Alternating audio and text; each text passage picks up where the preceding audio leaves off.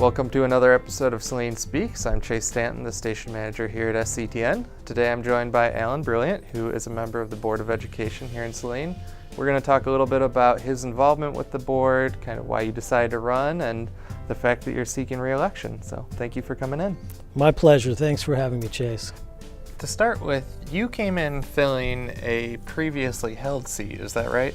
I did. Yeah, it was Diane Fries who actually resigned due to health issues, and I stepped in after an appointment. What kind of drew you to want to fill that position and become involved with the school board? Yeah, great question. So I'm the type who really likes to be involved and give back.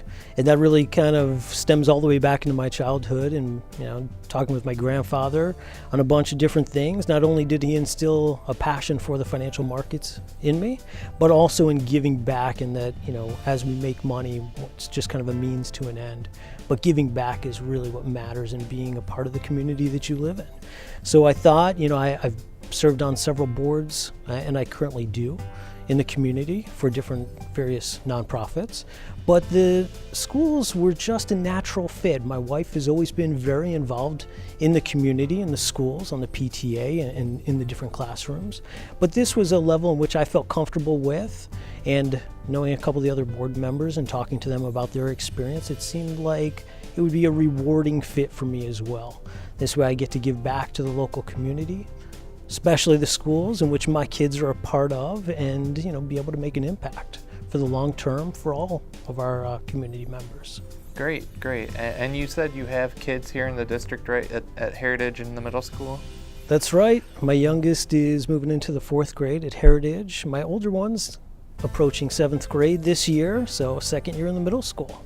Now, would you be willing to talk about your professional background a little bit and kind of almost what you bring to the table for the school board? Yeah, not a problem at all. So, I've got background in the financial services industries. Right now, I'm a partner for financial management, which really does full service investment management as well as tax services. And then I'm also a founder of a newer venture, which is called Provisor. Provisor focuses on working with the University of Michigan employees to manage their retirement assets that's inside the plan at the university. We found that they get very little help, so now we're going to be filling that need for them. So lots of financial in my background experience, and I think that's part of what I bring to the board. And now experience working with an educational institution. So. That's right. It's interesting. It's a whole new animal, but you don't realize how big of an institution it is with the entire district and how many people are involved, and it's kind of the equivalent of a massive corporation. Now, before we started the show, we kind of mentioned that everything big has already happened this year in terms of the bond, classroom sizes, and things like that. Looking back, kind of what's your take on all those things that happened? Yeah, it's interesting, and I thought, with my appointment to the board, I would get to experience it for a year before I'd have to make that decision to rerun, to serve longer. And I've really seen it all in the 1 year that I've been involved. I started off, one of the first things I wanted to do was take a tour of the district. Obviously I'm very familiar with the schools that my children go to, but I know that there's a lot more to the Saline school, so I wanted to really see it all firsthand. And I have to say I was amazed with everything from this facility that we're in right now, taping this, to the culinary program at the high school. But we've also seen a lot on the board, everything from, like you mentioned, the bond passing to, working with the task force on class size reduction, and, lots coming up there. So I think, it's been a great year overall. I've really enjoyed it, and I've got to see quite a bit in the year that I've been there. But I feel like, in kind of the start of things, pushing that bond proposal through went very smoothly. So thank you to the voters, of course. And I really feel like the administrative team has done a wonderful job staying on track and making sure that all this construction gets done in time for the schools to open back up. And I think a lot of the people will be amazed at how much has been done in such a short window of time, and just kind of have a new energy around all the schools with even new paint and just a little bit of the construction in some of those buildings that didn't have a ton of work going on. So it was good. And I feel like, as far as class sizes go, we've been able to hit that mark of bringing those class sizes down, which I know is a big thing for a lot of the parents and community members. So overall, I think we've done a great job in the past year. Definitely. And even just speaking of administration, you've seen a lot of changes come up just in the last few months here for the schools. Yeah, we have. I mean, certainly no one expected to see this type of a carousel, happening effect with, really Dr. Hulbert leaving the district onto better and, bigger things, so to speak. But it really kind of affected a chain reaction through all the schools. And I think it's good. Yeah, like I mentioned to you earlier, I was very pleased to see the community forums happening around these positions, so the community had a voice in the process. I think we all, as parents and community members, want to be a part of what's going on and at least be able to put our 2 cents in, so that allowed for it. But I think we've got the right people in place, which is the important thing, and I'm excited for the new school year to see how everything goes.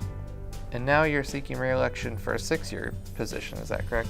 Well, that's correct. So, when I kind of had the year to adjust and kind of experience things, I knew coming up to the re-election I would have an option to either go for a 2-year position or a full 6-year term. And, at this point, I've really enjoyed it, and I feel like I still have a lot to do. So, I'm going to seek out the 6-year term to really maximize that time and be able to keep working for the community. Now, do you have any tips for anyone who wants to get involved in the community in terms of coming to board meetings or getting in touch with board members, how they can do that? Yeah, I think, the natural course of action is people will get more involved in their schools that their children are involved with. Maybe it starts with just attending the different events, but then maybe moving into helping out in classrooms, and it kind of goes up from there. But I always say, our community is very approachable. Everyone from the teachers to the administrative teams, all the way up to the Board of Ed. Although a lot of times people look at the Board of Education as these, stodgy old men, unapproachable. Myself and my fellow board members, I think, are definitely the opposite. We're very approachable.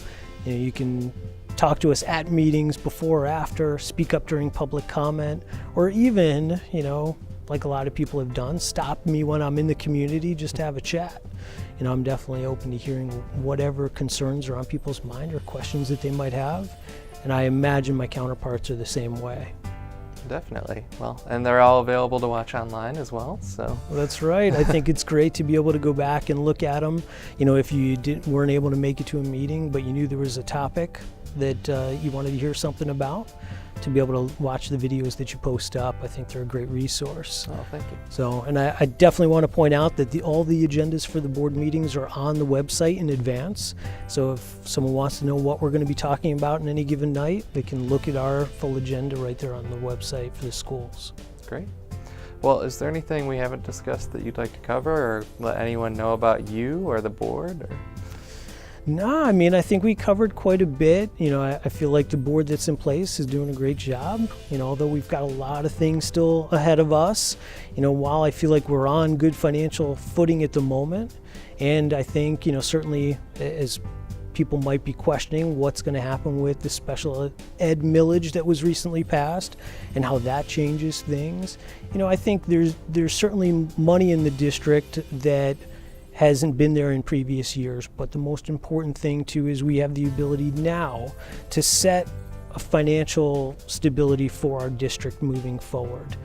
Our job as board members really has to be making sure that we have fiscal responsibility and discipline for our district moving forward to really put us in a better position for the future and for those that will come after us. Definitely.